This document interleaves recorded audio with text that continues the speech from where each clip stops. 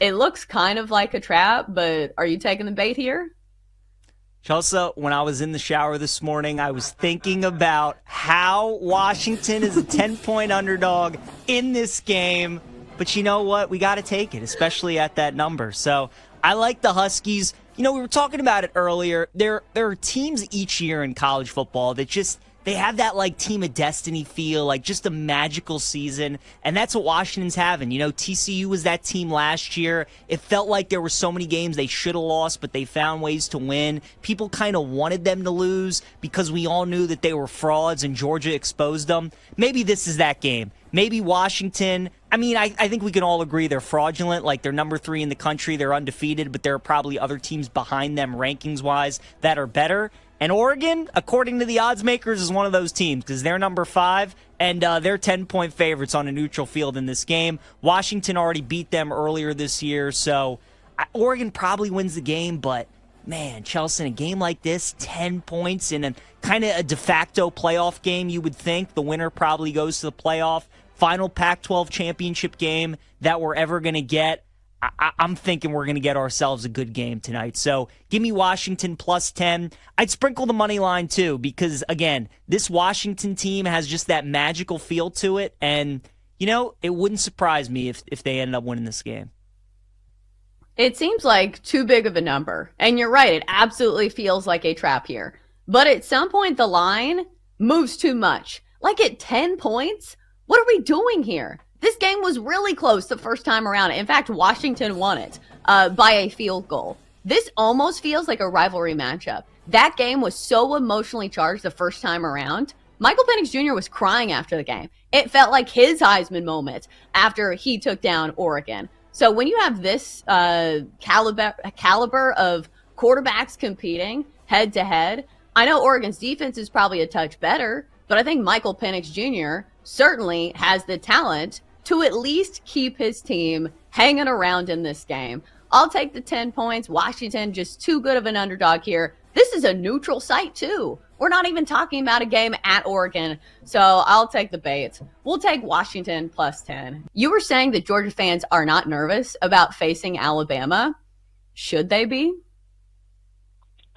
No. I mean, look, it's not like Georgia is on the tail end of talent or anything like that. Look, we've been down this road facing Alabama. Like I said, this is really the last hurdle that they have to get over in the Alabama saga, just beating them in the SEC championship. But look, this is a 2-time national championship team. They obviously have a tremendous coaching staff. I mean, that's the thing that really stands out about Georgia, whether it's offensive, defensive coaching, and obviously their head coach. Look, they're the sexy program right now. They are the best program in the country. They are the number 1 program in the country for all the great that Alabama has done with Nick Saban.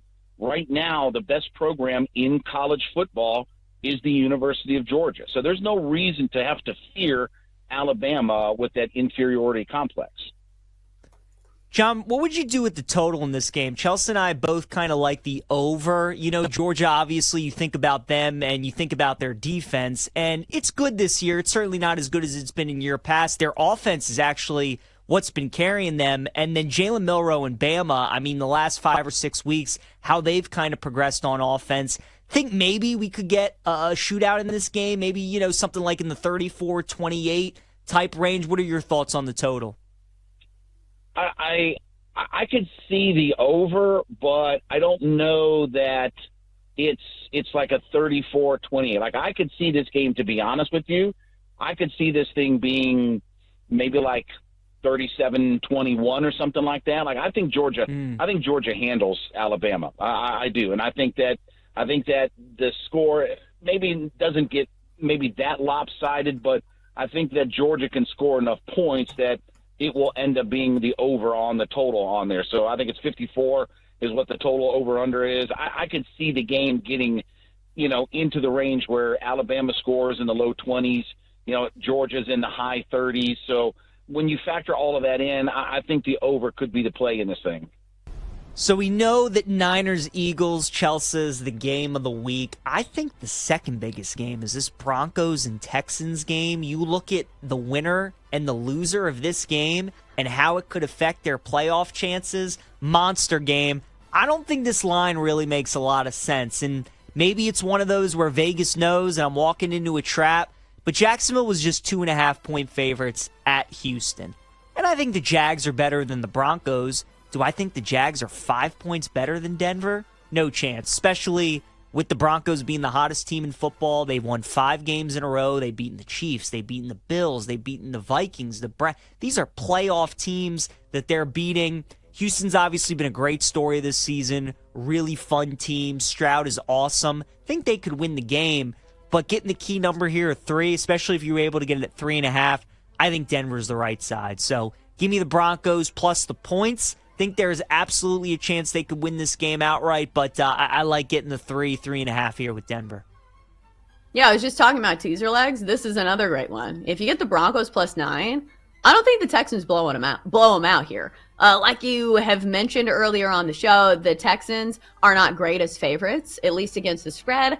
I don't see them winning by double digits here just because the Broncos, their MO is running down the clock, running the football, and staying in games with that defense, who I believe leads the NFL in takeaways. Their defense has been really opportunistic so far this season. So I think either way you slice it, Broncos are a solid play in some regard. If you want to watch it, 1 Eastern kick from NRG Stadium.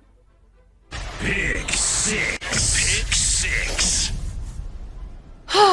It is time to gather your courage, my friends, because we are going to be doing something that takes some bravery. We are fading the Eagles at home.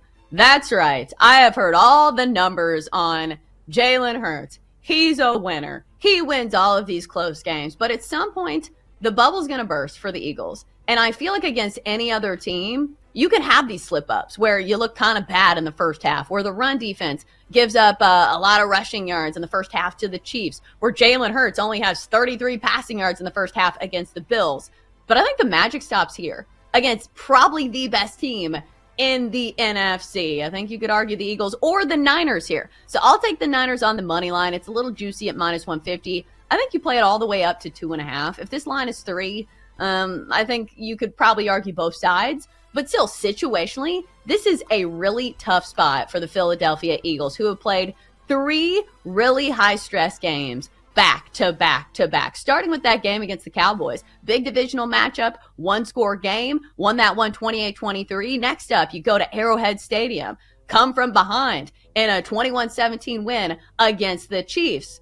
Oh, does it get easier? No. You had to go to overtime to beat the Bills in the pouring rain. We know Jalen Hurts is an absolute winner, but I think this matchup is just situationally really tough for the Eagles. Plus, the Niners have had 10 days to prepare for this matchup. It's a team that's getting healthy. Now that they have Trent Williams back, they have Deebo Samuel back.